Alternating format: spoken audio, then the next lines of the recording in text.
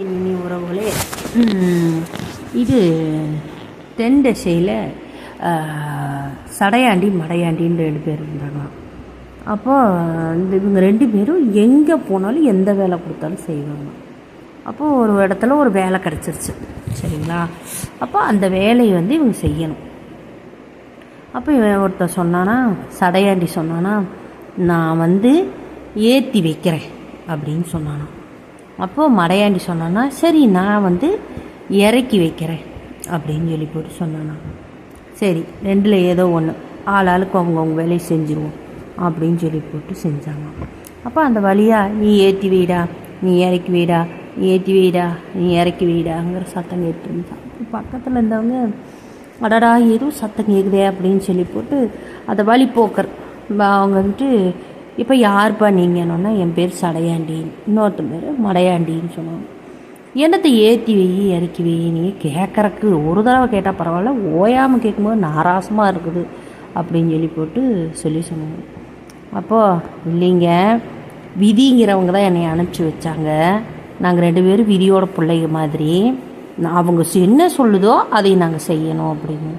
அப்படியா, நீங்கள் பொய் பேசாதீங்க, ஊரை ஏமாற்றி பிழைக்கிறக்கோ இல்லைன்னா ஏதாவது ஒன்று மோடி வித்த மாதிரி ஏதாவது காமிச்சு பிழைக்கிறக்கோ ஏதாவது சொல்கிறீங்களா அப்படின்னு சொல்லி திட்டிட்டு இவர் கிளம்புறாரு. கிளம்பும்போது இருங்க இன்னொரு 5 நிமிஷம் கழிச்சு போங்க, அதுதான் உங்களுக்கு நல்லது, இது உங்களுடைய புண்ணியத்தில் ஒரு பகுதி அப்படின்னு சொல்லி சொன்னாங்களா. அதுக்கு லூஸு, நீங்களே லூஸு, இப்போ நீங்கள் சொல்கிறத நான் கேட்டுருப்பேனா அப்படின்னு சொல்லி போட்டு அந்த வழிபோக்கர் வீட்டுக்கு போயிட்டாராம். சரியா, வீட்டுக்கு போனோன்னே மனைவி இவனை வரவேற்கிறதுக்காக பார்த்துட்ருக்குறான். பார்த்தோன்னே வீட்டுக்குள்ளே போனோன்னே சாப்பிட்றக்கெல்லாம் உட்கார வேண்டியது இருந்தது. எல்லோரும் சாப்பிட்டாங்க. சாப்பிட்டோன்னே கொஞ்சம் நேரம் கழிச்சிட்டு மனைவி ஏங்க ஏதோ யோசனையிலே இருக்கீங்க அப்படின்னு சொல்லி கேட்டோன்னு, இல்லை இப்படி நான் வழியில் சடையாண்டி மடையாண்டின்னு 2 பேர்த்த பார்த்தேன், பார்த்த இடத்துல இப்படி பேசிகிட்டு இருந்தானுங்க, அடுத்து அவனுங்க என்னமோ சொல்ல வந்தானுங்க, எனக்கு அது கேட்குறக்கு பிடிக்கல, நான் வந்துட்டேன் அப்படின்னு சொல்லிப்பட்டு இப்படி சொல்லியிருக்கான். அப்புறம் ஒன்று, சம்மந்தமே இல்லாத சடையாண்டி மடையாண்டி நீ ஒருத்தரை பார்த்தேன், அதை நீ சொல்லுவே, அதை நான் கேட்கணுமா அப்படி வேறு எங்கேயோ யாரோ ஒரு பொம்பளை வீட்டுக்கு தான் நீ போயிட்டு வந்திருக்க, நீ வேணும்னே என்கிட்ட பேச்ச மாதிரி பேசாத அப்படின்னு சொல்லி போட்டு சண்டையை ஏற்றி விட்டாலாம்.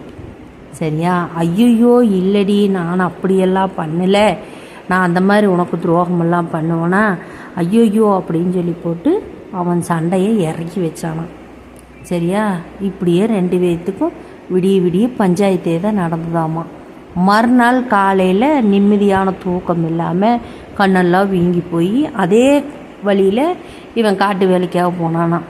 அதே சடையாண்டியும் மடையாண்டியும் நின்றுட்டு இருந்தாங்களாம். என்னப்பா ஏற்றுனதும் நல்லா இருந்ததா, இறக்கி வச்சதும் நல்லா இருந்ததா அப்படின்னு கேட்டாங்களா. ஐயோ சாமி அப்படின்னு சொல்லி போட்டால் காலில் விழுந்தானா. கதை எப்படி இருக்குன்னு கமெண்ட் பண்ணுங்கள். இந்த மாதிரி நிறைய இருக்குது, சொல்கிறேன்.